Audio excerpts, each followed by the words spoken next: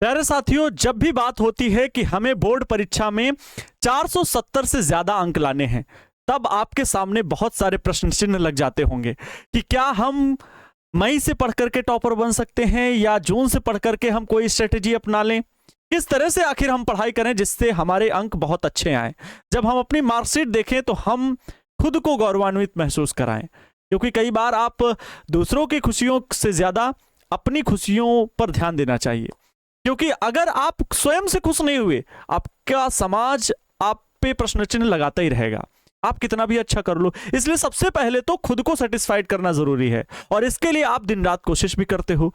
तो आपके मन में चल रहा होगा कि सर 470 से ज्यादा अंक लाना है, 450 से ज्यादा अंक लाना है, तो हम वे कौन से तरीके अपनाएं, क्या टिप्स अपनाएं। और सर यूट्यूब पर तो बहुत सारे लोग टिप्स देते हैं, बहुत सारे सीक्रेट्स बताते हैं, हम किसकी बात आखिर माने, ये भी बहुत बड़ा सवाल है। इसके लिए मैं आपके सवालों का जवाब लेकर के मैं आपके बीच खड़ा हूं। आनंद अवस्थी, फिजिक्स एजुकेटर के साथ साथ मैं इंटरनेशनल सर्टिफाइड कैरियर कोच हूं, जिसके थ्रू मैंने 1 साल में ये सारी चीजें सीखी हैं, और जहां से भी सीखी हैं मैं आपको फुल्ली गाइड कर सकता हूं कि किस एग्जाम की तैयारी किस तरह से करनी चाहिए, उसके सिलेबस को किस प्रकार कंप्लीट करना चाहिए, रिवीजन करने के तरीके क्या होने चाहिए, इसके साथ साथ पढ़ने का सही समय क्या होना चाहिए, आपके पढ़ने के लिए विद्यार्थी जीवन में डाइट क्या होनी चाहिए, एक्सरसाइज क्या होनी चाहिए, अपने दिमाग को तेज करने के लिए आपका मैनिफेस्टेशन, आपका मेडिटेशन किस प्रकार का होना चाहिए, हर एक चीज मैं आपको गाइड कर सकता हूं। और इन फ्यूचर में आपकी स्किल किस चीज पे डिपेंड करेगी, इसका भी रोड मैप तैयार करके मैं आपको दे सकता हूं, क्योंकि इसके लिए मैं आपको सही दिशा में बताऊंगा कि आखिर तैयारी किस प्रकार करें। अगर अभी आप 12th के विद्यार्थी हैं, 10th के विद्यार्थी हैं, किसी भी स्टेज में आप प्रिपरेशन कर रहे हैं और आपने बड़े सपने चुने हैं, तो यह जान लो आपने अपने भविष्य का दरवाजा खटखटा दिया है और वो सफलता का द्वार आपके लिए खुल चुका है। जरूरत है सही दिशा में, सही पैमाने के साथ तैयारी करने की, एक मेजरमेंट, एक स्ट्रक्चर वे में आपको तैयारी करने की जरूरत है। और इसके लिए मैं आपको सही समय पर हर टाइम पे कुछ ना कुछ गाइड करता रहता हूं। और अगर उन टिप्स को फॉलो कर रहे हो, निश्चित रूप से मानना मेरी पूरी कोशिश है आपको एक बेहतर जीवन आपको देने की, ताकि आप ये कहो कि हम सर के साथ जुड़ करके जब पढ़ाई कर रहे थे तो कभी मुझे यह महसूस नहीं हुआ कि कोई मुझे गाइड नहीं कर रहा है। इस स्टेज में आपको गाइडेंस की बहुत ज्यादा जरूरत है। हालांकि आप हर तरह से मजबूत हो, सेल्फ स्टडी कर रहे हो, लेकिन गाइडेंस की अपनी एक भूमिका होती है। तो आज हम आपको डिस्कस करके बताने वाले हैं, आपके बीच डिस्कस करने वाले हैं कि 470 से ज्यादा अंक अगर आपको लाने हैं, टॉपर बनना है, आप डिस्ट्रिक्ट टॉप करो, कॉलेज टॉप करो, वो अलग की बात है, लेकिन ऐसे अंक हो 460, 475, 472, 482, 468, 458, तो एक अलग फीलिंग आती है कि हमने यार मेहनत की। और 10-20 अंकों का फर्क, कभी 2 अंक कट गए, कभी 3 अंक कट गए, तो वो मायने नहीं रखते, मैं उन्हें बहुत ज्यादा महत्व नहीं देता। लेकिन एक ऐसे अंक आना जरूर होता है कि 90%, 88%, 93%, 94% वो अपने आप को मोटिवेट करते हैं, खुद को मोटिवेशन मिलता है, इसलिए जरूरी है। सबसे पहले मैं आपको बताना चाहूंगा, जो यहां पर, क्योंकि मैं बहुत सारी स्लाइड अगर लेकर के आता बनाता, इसलिए मैंने यहां पर ये इमेज जो आपके बीच जनरेट किया है, इसको ध्यान से समझिएगा। जब बच्चा परेशान होता है, उसके मन में बहुत सारी चीजें चलती हैं कि सर सिलेबस बहुत जाता है, समझ नहीं आता।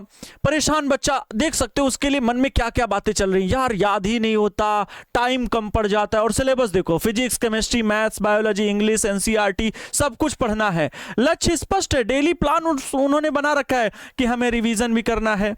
लेकिन मैं आपको कहता हूं, याद रखें, आज की मेहनत ही कल की पहचान बनेगी। आज जितना आप मेहनत कर लोगे, कल आपकी पहचान बनेगी। बहुत सारे बच्चे विभिन्न परिस्थितियों में फंसे हुए हैं, लेकिन याद रखना, परिस्थितियों से निकल करके जो आगे बढ़ा, वही कमल के पुष्प जैसा खिला। क्योंकि कहते हैं कि कमल का पुष्प कीचड़ में ही खिलता है, और जब परिस्थितियां विपरीत होना, अर्थात कीचड़ का मतलब आपको परिस्थितियों ने जकड़ रखा है, संघर्ष आपके जीवन में आया है, आप ऐसे घर में जन्मे हो जहां पर इतने संसाधन नहीं है, इतनी सुविधाएं नहीं हैं, आप स्टेट बोर्ड के विद्यार्थी हो, आप सीबीएसई बोर्ड जैसे हाईटेक बोर्ड के स्टूडेंट नहीं हो, फिर भी आपके मन में सपने बुन रहे हैं कुछ बड़ा करने की, कुछ बड़ा लक्ष्य हासिल करने की, तो यकीन मानिए आपको ईश्वर ने कुछ अलग चुनौती देकर के भेजा है, एक अलग शक्तियां देकर के आपको भेजा है।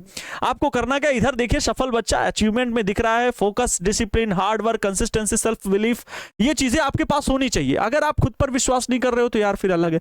आपको कॉपी में लिख करके रखना होगा कि हम ही टॉपर हैं, हम 470 से ज्यादा लाने वाले हैं। यकीन मानना आपका माइंड जब आपको बार बार इंडिकेट करेगा कि हाँ ये तुम कर सकते हो, हाँ ये तुम कर सकते हो, एक अलग लेवल की एनर्जी ही आपके अंदर जनरेट होने लगेगी।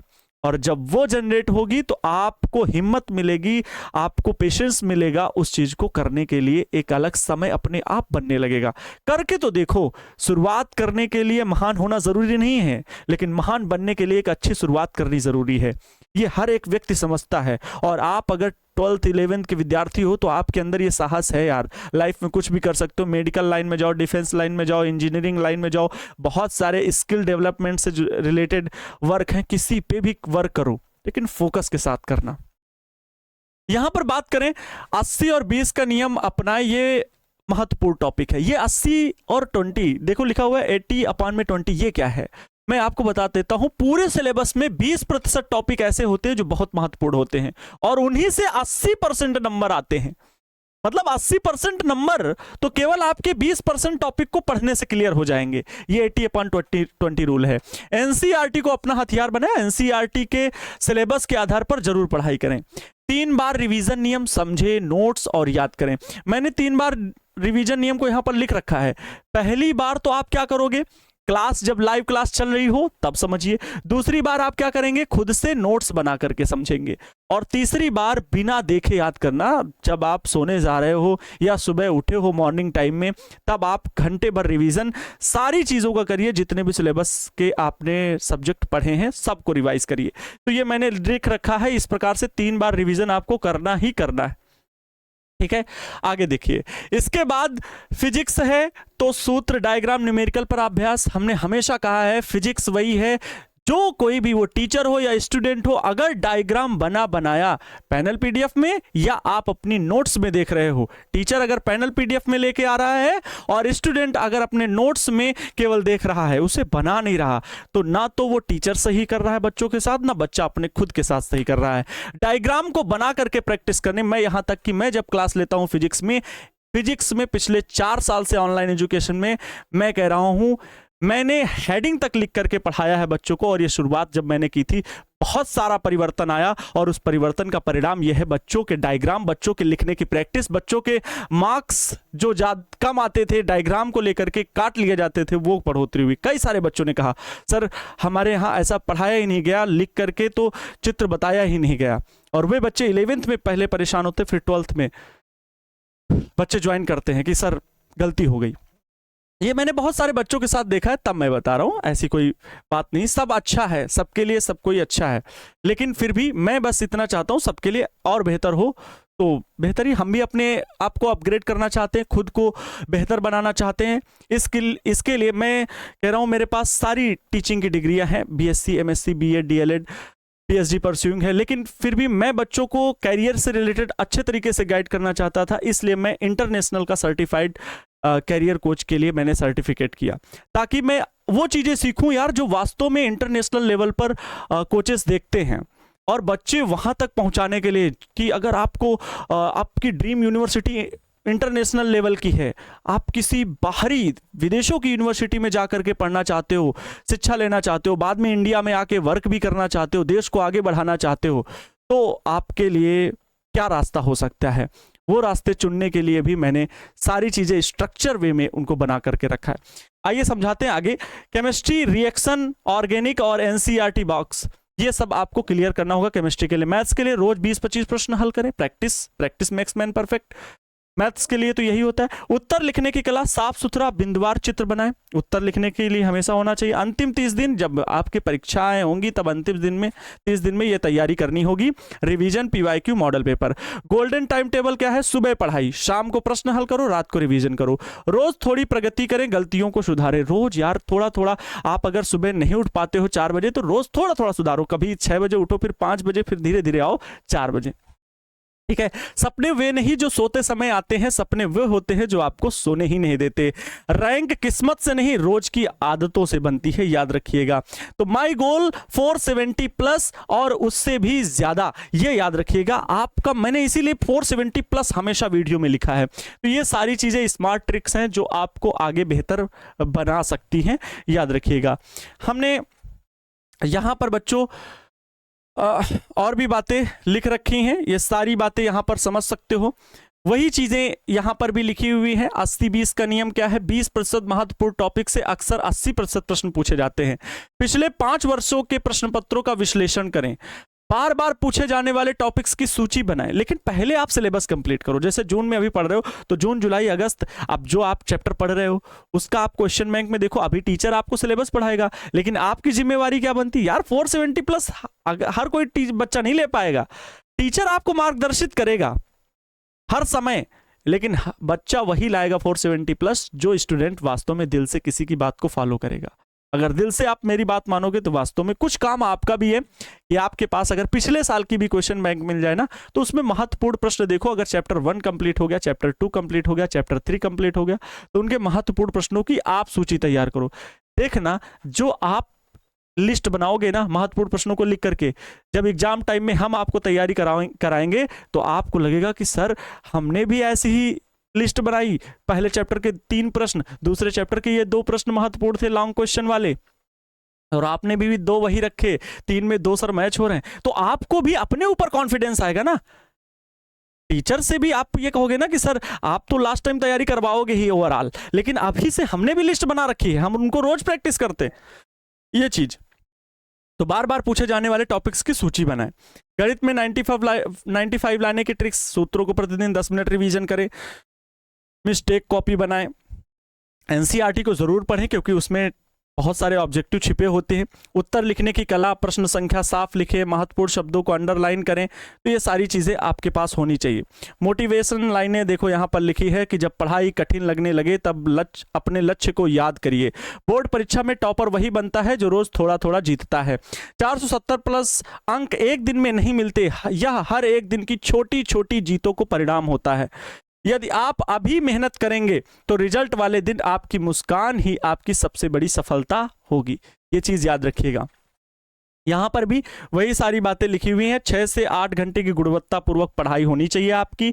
नियमित रिवीजन करें, एनसीईआरटी पर मजबूत पकड़ बनाएं, पिछले वर्षों के प्रश्न पत्रों का अभ्यास, और ये 4 बातें आपको 470 प्लस अंक तक पहुंचाने की क्षमता रखती हैं। एनसीईआरटी का अभ्यास का मतलब हुआ जो भी सिलेबस पढ़ाया जा रहा है वो एनसीईआरटी से रिलेटेड है, उनके टॉपिक्स को आप कवर करते हुए चलिए। तो सारी बातें यहां पर है। सबसे जरूरी चीज याद रखने वाली वो है फोकस करें, क्योंकि फोकस आपको सफलता तक पहुंचाएगा। अगर आप डिस्टर्ब होंगे, बहुत ज़्यादा सोशल मीडिया, बहुत ज़्यादा रिश्तेदारों में आना जाना, बर्थडे और शादी विवाह अटेंड करना, तो आप डिस्टर्ब हो गए, फिर कंसिस्टेंसी आपकी बेकार हो गई। कंसिस्टेंसी बनाए रखें, सकारात्मक सोच रखें, हार मत माने। आपका रिजल्ट जो होगा बच्चा पार्टी वो 470 प्लस अंक लाने वाला ही होगा।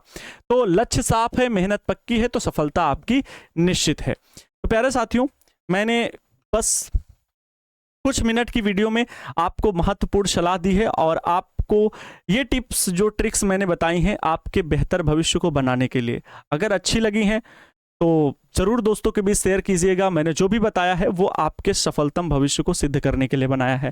अगर आपको अभी भी लगता है कि सर हम क्लास 12th में हैं और अच्छी तैयारी करना चाहते हैं, या क्लास 11th में हैं, अच्छे प्रकार से अभी आप फुल कोर्स से जुड़ करके पढ़ाई करना चाहते हो, तो वरदान बैच ये आपका 12th का है, और सफलता बैच आपके 11th के बच्चों के लिए है, जो कि 1449 रुपए में ही है।